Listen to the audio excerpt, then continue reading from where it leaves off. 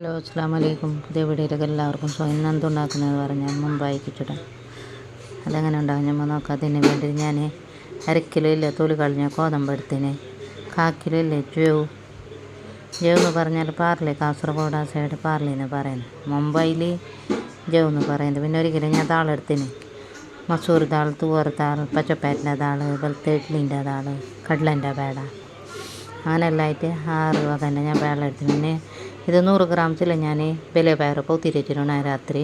ഇത് സബൈക്ക് ഉണ്ടാക്കുന്നത്.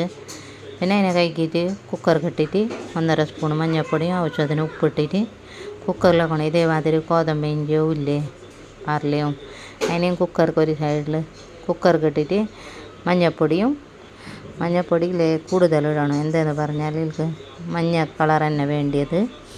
പിന്നെ അതിനൊരു സൈഡിൽ വെച്ച് പിന്നെ ഞാൻ കറി ഉണ്ടാക്കാൻ വേണ്ടിയിട്ട് ഇത് കുറച്ച് ടോപ്പകത്ത് എണ്ണ എടുത്ത്, പിന്നെ ഉള്ളി എടുത്തിന് 6 ഉള്ളി എടുത്തിന്.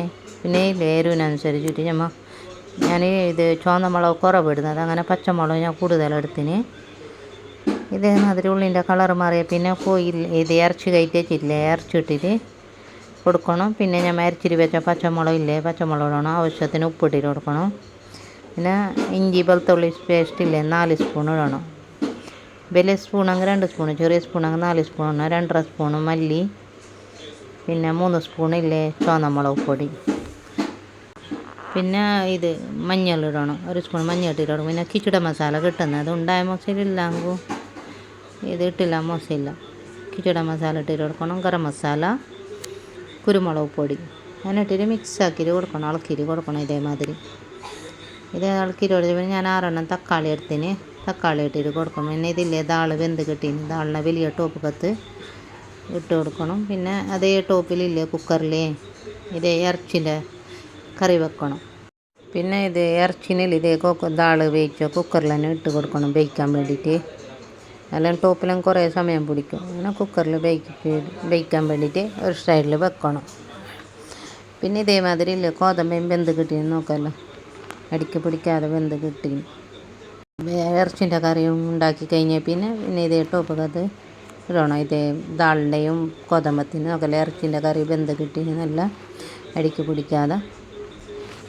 പിന്നെ ഇതേ മസാല കിട്ടിയിട്ട് കൊടുക്കണം നോക്കല്ലേ. ഗോതമ്പയും ദാളും വേവിക്കുമ്പോൾ ചുവന്ന മുളക് പൊടി ഇട്ടിട്ടില്ല, ഇറച്ചിൻ്റെ കറിക്ക് മാത്രം മുളക് പൊടി ഇട്ടത്.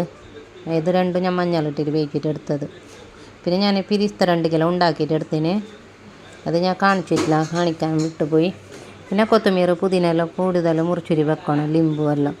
പിന്നെ ഇതിൻ്റെ മുകൾക്ക് പുതിന കൊത്തമീറും പിരിസ്ത ഇട്ടിട്ട് കൊടുക്കണം. നമ്മൾ കഴിക്കുമ്പോൾ ഇതേ പ്ലേറ്റ് എടുത്തിട്ട് ഇതേമാതിരി നമ്മൾ കഴിക്കണം, പ്ലേറ്റിലിട്ടിട്ട്. പുതിയതായിട്ട് ആരും കാണും, ലൈക്ക് ഷെയർ ആകും മറക്കണം.